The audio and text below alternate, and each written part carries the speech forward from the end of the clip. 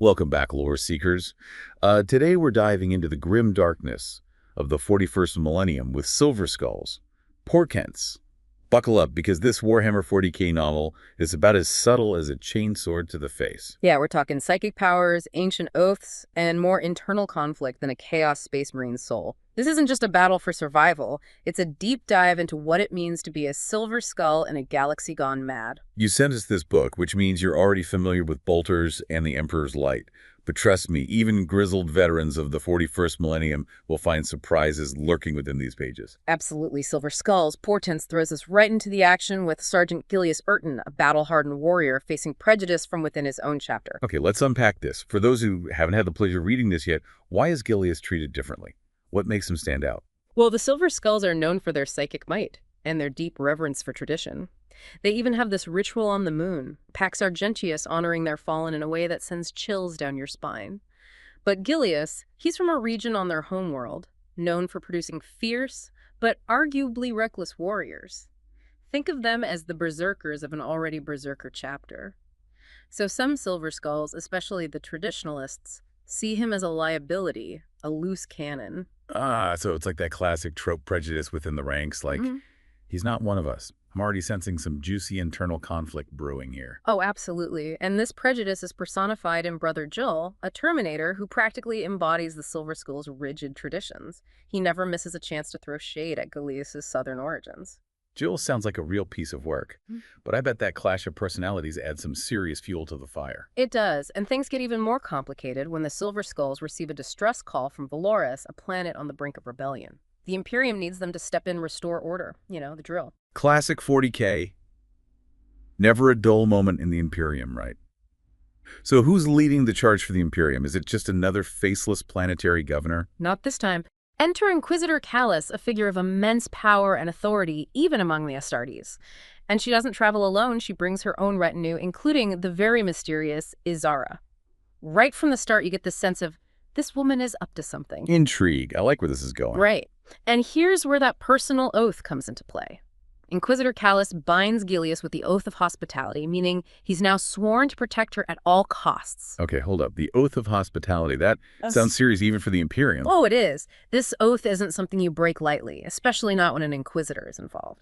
And it puts Gilius in a tough spot because the Silver Skulls also rely heavily on their Prognosticators, psykers who use runes to interpret the Emperor's will. Think of them as psychic advisors, but with more skulls and incense involved. So we've got Gilius caught between a rock and a hard place duty to the Inquisitor versus whatever visions the Prognosticators are having.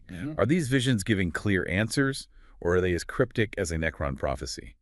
Well, that's just it. The Prognosticators are getting a lot of noise, unclear portents. They can sense danger but can't pinpoint the source. So there's this underlying tension from the get-go. Classic Warhammer. Even the psykers can't get a straight answer from the warp. I bet that just amps up the suspense, doesn't it? Oh, absolutely. And then just when you think things couldn't get any more 40k, the Silver Skulls discover who's really behind the rebellion on Valoris. The oracles of change. Chaos Space Marines. I knew we couldn't have a good old-fashioned rebellion without some traitorous Astartes showing up to ruin the party. Rare. What makes these guys different from your average bloodthirsty Cornet? These guys are bad news even for Chaos. They're not just about brute force. They use sorcery, which the Silver Skulls despise, and they twist the warp to their own ends.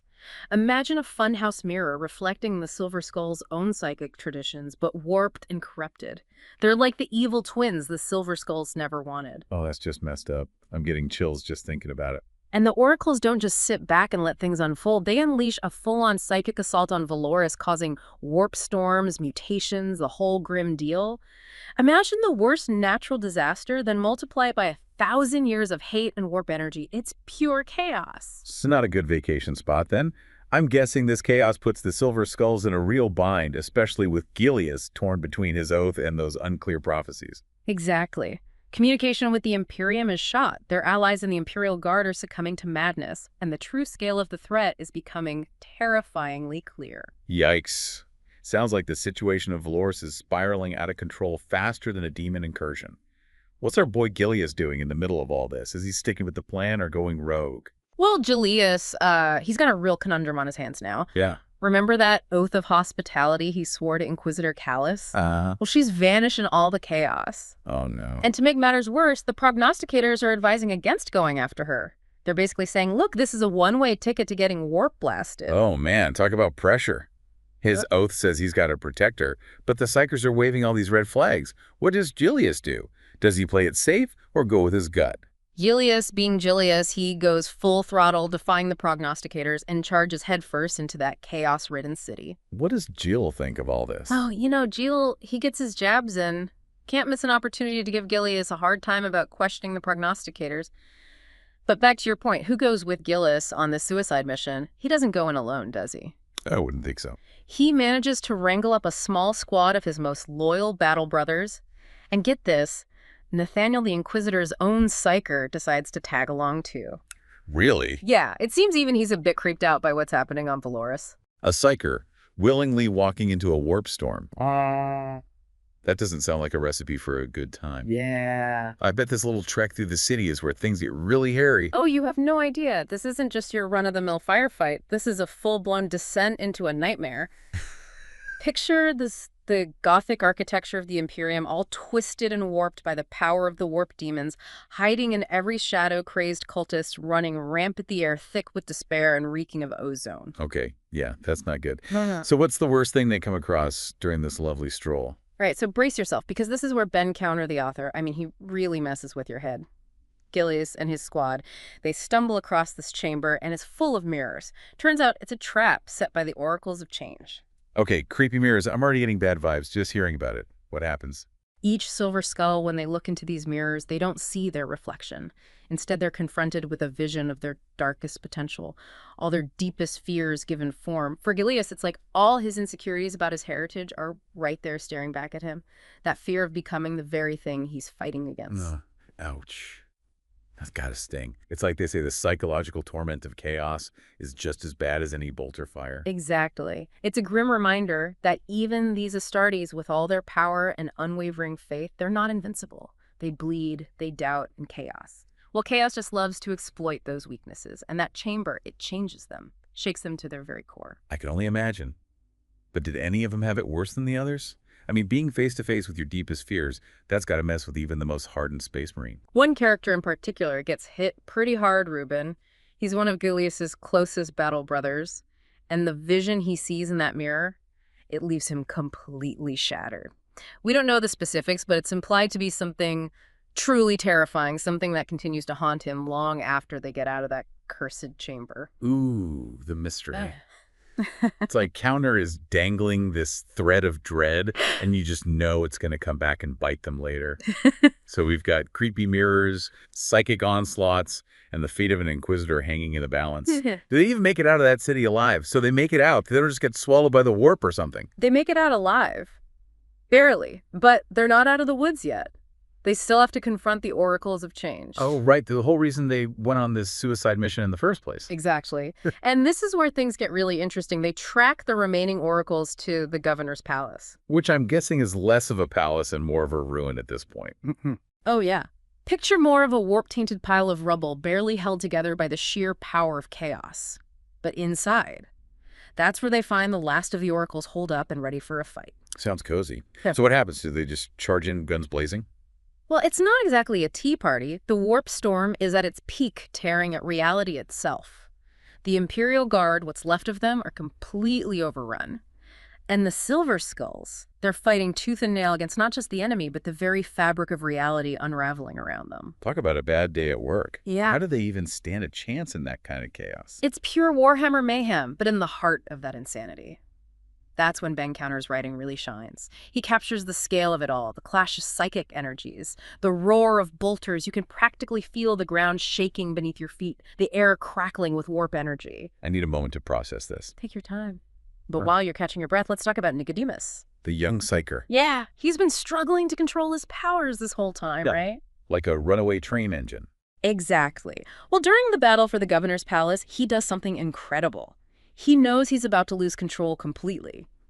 But instead of giving in, he focuses everything he has into one final devastating psychic blast. Let's talk about going out with a bang. He cripples the Oracle's plans, buys his brothers time to regroup, and Well, let's just say he goes out in a blaze of glory. A true hero's sacrifice, giving his life to save his battle brothers, striking a blow against chaos. That's the kind of ending that makes you want to shout, "For the Emperor!" Absolutely tragic, but inspiring at the same time. It's that classic Warhammer 40k theme of sacrifice. The needs of the many outweigh the needs of the few.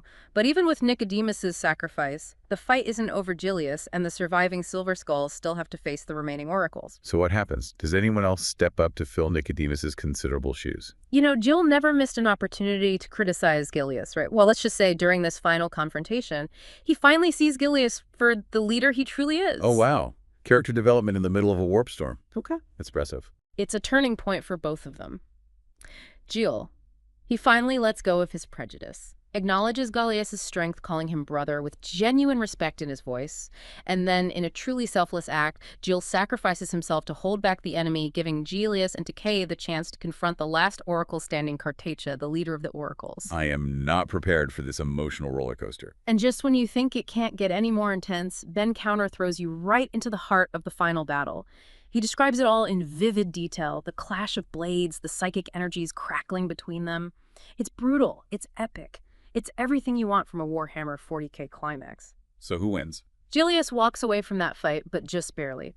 He manages to channel all his rage, his grief over his fallen brothers into one final decisive blow against Cartacia.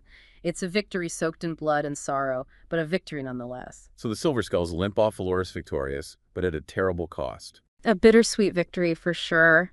They saved what was left of the planet, but lost so much in the process. Nicodemus Joel. And then there's Reuben, that lingering thread of dread hanging over them. What did he see in that mirror? We may never know. Don't remind me. I'm still haunted by the possibilities. Well, Silver Skulls. Portents. What a wild ride. This book. It's everything you want in a Warhammer 40k story, action-packed, dark, gritty. But more than that, it makes you think. It delves into the psychological toll of war, the weight of tradition, the constant struggle against the whispers of chaos. Ben Counter doesn't just give you bolter porn. He makes you care about these characters, their struggles, their sacrifices. Couldn't have said it better myself. Well, folks, there you have it.